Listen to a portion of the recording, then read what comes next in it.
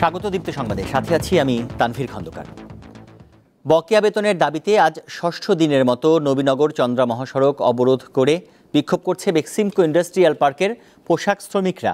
এতে নবীনগর চন্দ্রা মহাসড়কে যান চলাচল বন্ধ রয়েছে, ফলে ভোগান্তিতে পড়েছেন সাধারণ মানুষ। ঘটনাস্থলে আছেন সহকর্মী এম এ হালিম, তার কাছে জানবো সেখানকার সবশেষ তথ্য।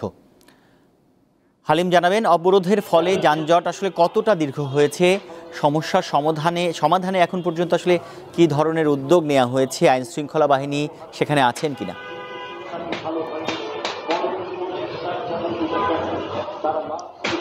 তানভীর, ষষ্ঠ দিনের মতো কিন্তু এই বেক্সিমকো ইন্ডাস্ট্রিয়াল পার্কের শ্রমিকরা তারা কিন্তু এই চক্রবর্তী স্থানে তারা অবরোধ করে আছেন এবং গত রাত্রে তারা কিন্তু আমরা দেখতে পেয়েছি শিফটিং ওয়াইজ তারা এখানে অবরোধ কর্মসূচি পালন করছেন। তারা দিনের বেলায় তারা ডিউটি পালন করছেন, তারা কিন্তু আবার রাতেও অনেকে আমরা দেখতে পেয়েছি সেই নবীনগর চন্দ্রা মহাসড়কের যেটি চক্রবর্তী স্থান সেখানে তারা অবস্থান করছিলেন। তো যানজটের বিষয়টি যেটি আপনি যেমনটি বলছিলেন, এখানে আমি রয়েছি সাভার আশুলিয়া থানার সামনে, যেটি আপনার চক্রবর্তী থেকে এখানে প্রায় 6 থেকে 7 কিলোমিটার দূরে অবস্থান করছি আমরা। সেখানে আমরা এই চক্রবর্তী স্থানে আমি যাওয়ার চেষ্টা করলেও কিন্তু এই যানজটের কারণে আমি যেতে পারিনি এবং আপনারা দেখতে পাচ্ছেন সেই অবরোধের কারণে কিন্তু দীর্ঘ যানজটের সৃষ্টি হচ্ছে। মহাসড়কে একেবারে নবীনগর চন্দ্রা মহাসড়কের যে উভয় লেন, সেই উভয় লেনে কিন্তু এখন যানজট স্থবির অবস্থায় রয়েছে এবং যারা এখানে গন্তব্যস্থলে যাচ্ছে তারা কিন্তু অনেকটাই বিপাকে পড়েছেন। এবং এখানে এই মূল যে ব্যস্ত সড়কটি সেটি হচ্ছে যে এখানে কিন্তু উত্তরবঙ্গগামী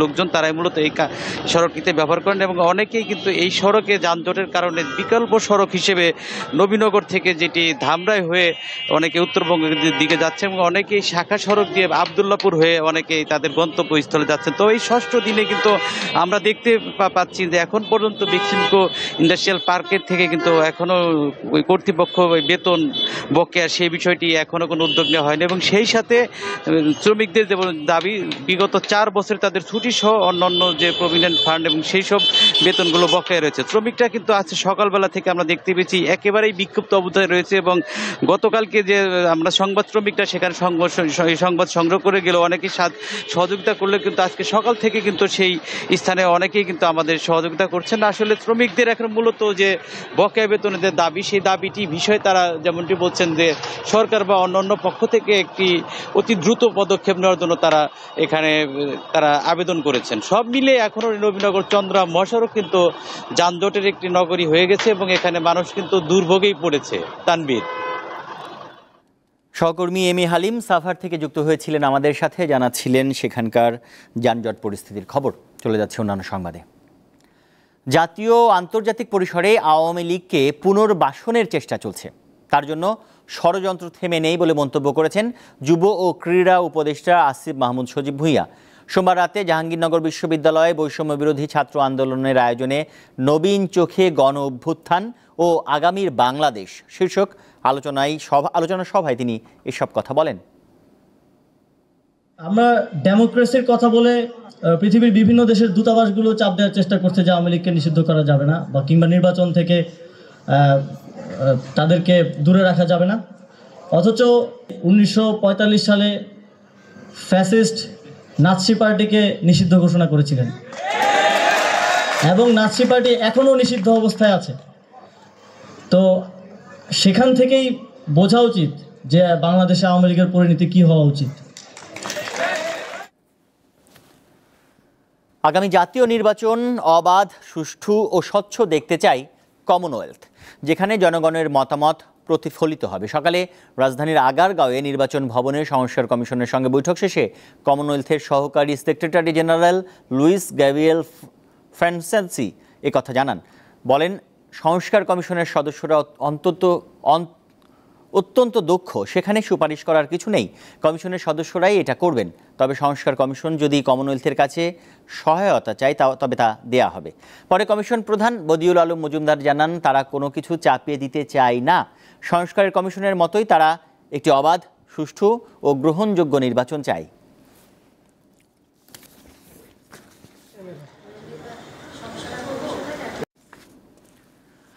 টাঙ্গাইলের মধুপুরে বাসের সঙ্গে পিকআপের সংঘর্ষে 4 জন নিহত হয়েছে। ভোর 5টার দিকে মধুপুর পৌর শহরের মালাউড়ি এলাকায় এ দুর্ঘটনা ঘটে। নিহতদের নাম পরিচয় জানা যায়নি, তবে তাদের মধ্যে পিকআপের চালক ও তার সহকারীও রয়েছে। খবর পেয়ে পুলিশের মরদেহ উদ্ধার করে থানায় নিয়ে যায়। দুর্ঘটনার পরে সড়কে কিছু সময়ের জন্য যান চলাচল বিঘ্ন ঘটে।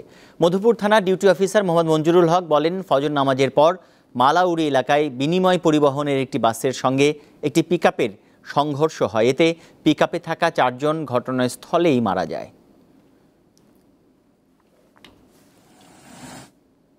শীতের আমেজ শুরু হয়েছে উত্তরাঞ্চল সহ বিভিন্ন জেলায়।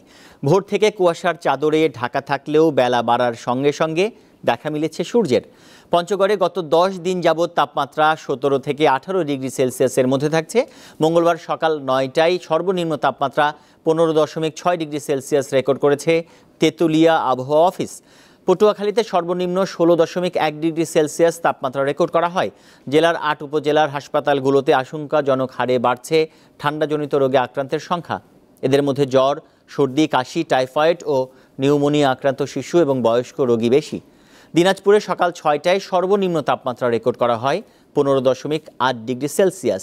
নওগাঁর সর্বনিম্ন তাপমাত্রা পরিমাপ করা হয় 16 ডিগ্রি সেলসিয়াস।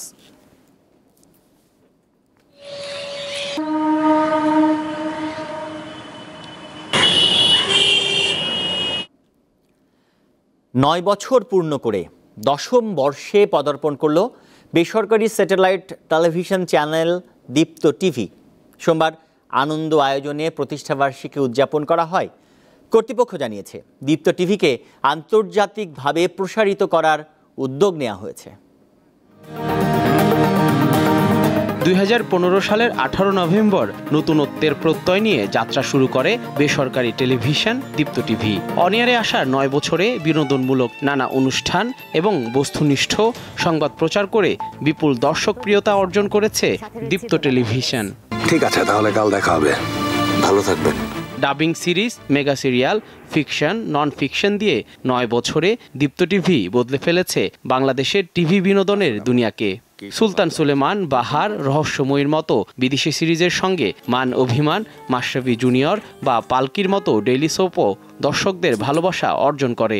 আজকে আমি হেরে গেলে আমার সাথে অনেকজন হেরে যাবে নিচু। সোমবার রাজধানীর তেজগাঁয়ে দীপ্ত টিভির প্রধান কার্যালয়ে প্রতিষ্ঠাবার্ষিকীর কেক কাটা হয়।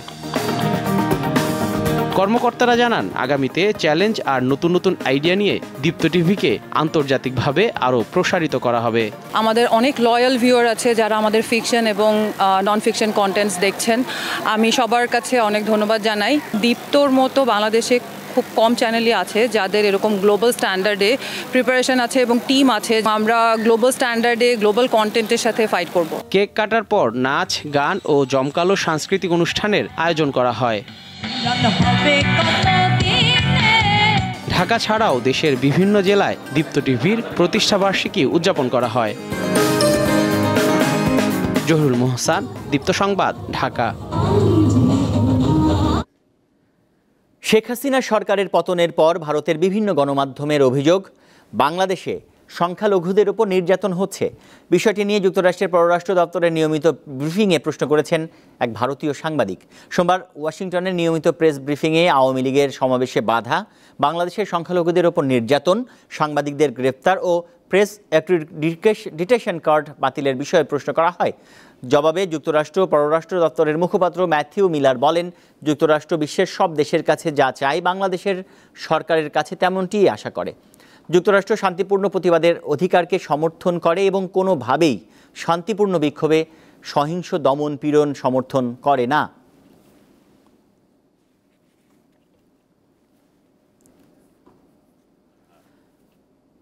যুক্তরাষ্ট্রে অবৈধ অভিবাসী ইস্যুতে জরুরি অবস্থা জারি এবং সামরিক বাহিনীকে ব্যবহার করবেন নবনির্বাচিত president Donald Trump.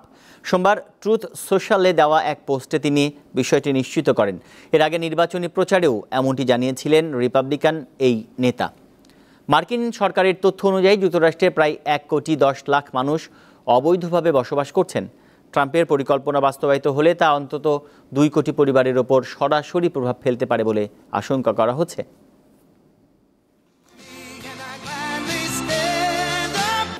They actually threw him out of office. And I'm convinced. আগামী 24 নভেম্বর পাকিস্তান জুড়ে আন্দোলনের ডাক দিয়েছে সাবেক প্রধানমন্ত্রী ইমরান খান। তিনি এদিন জনগণের ম্যান্ডেট রক্ষার জন্য দলীয় নেতাকর্মী সহ সবাইকে রাস্তায় নেমে আসার আহ্বান জানিয়েছেন। বিশৃঙ্খলা এড়াতে পাকিস্তানের রাজধানী ইসলামাবাদে 2 মাসের জন্য 144 ধারা জারি করেছে স্থানীয় প্রশাসন। গতকাল সোমবার এক প্রতিবেদনে এ তথ্য জানায় সংবাদ মাধ্যম দ্য ডন। নিরাপত্তা উদ্বেগের মধ্যেই পাকিস্তানের করাচি বিমানবন্দর এবং এর আশপাশের এলাকাগুলোকে রেড জোন ঘোষণা করেছে কর্তৃপক্ষ। এদিকে ইমরান খানের মুক্তির দাবি জানিয়ে মার্কিন প্রেসিডেন্ট জো বাইডেনকে চিঠি দিয়েছেন কংগ্রেসের 46 জন সদস্য।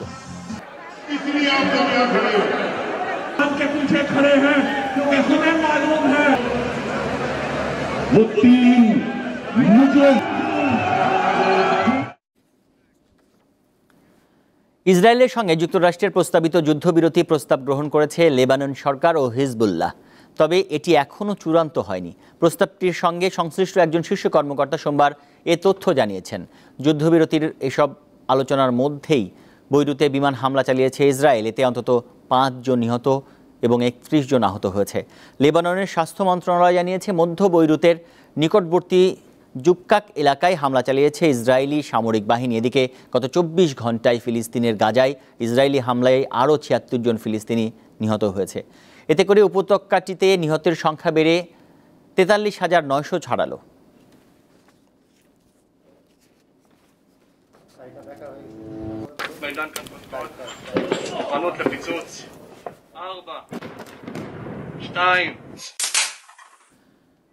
ভারতের একটি ষাঁড়ের দামে কেনা যাবে 1 জোড়া রোলস রয়েস বা গোটা 10 মার্সিডিজ।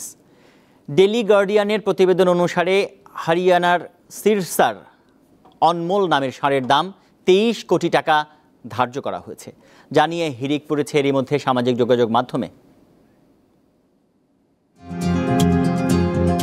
এটিকেই ভারতের সবচেয়ে দামি ষাঁড় বলে দাবি করা হয়েছে সংবাদ মাধ্যমে। হরিয়ানার সিরসার আনমোল নামের ষাঁড়ের বয়স বেশি নয়, মাত্র 8 বছর। মালিকের আনমোল রত্ন এই বিশাল আকারের মুরা প্রজাতির ষাঁড়টির ওজন 1,500 কেজি। তার রোজকার খাবারের তালিকায় রাখতে হয় 250 গ্রাম বাদাম, 4 কেজি বেদানা, 30টি কলা, 20টি ডিম। এছাড়া সবুজ পশুখাদ্য, সয়াবিন, ভুট্টা, দেশি ঘি তো আছেই। প্রতি মাসে ষাঁড়টির জন্য খরচ হয় 60,000 টাকা। ষাঁড়টির মালিক সংবাদ মাধ্যমে জানিয়েছেন, মুরা প্রজাতির এই ষাঁড়টির বীর্যের দাম অত্যন্ত বেশি।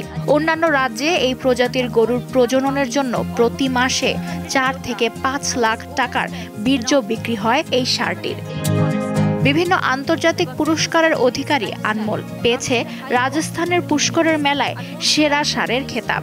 তাগড়া চেহারার ষাঁড় আনমোল ঝড় তুলেছে সামাজিক যোগাযোগ মাধ্যমেও। লুৎফা ফৌজিয়া, দীপ্ত, বার্তাকক্ষ।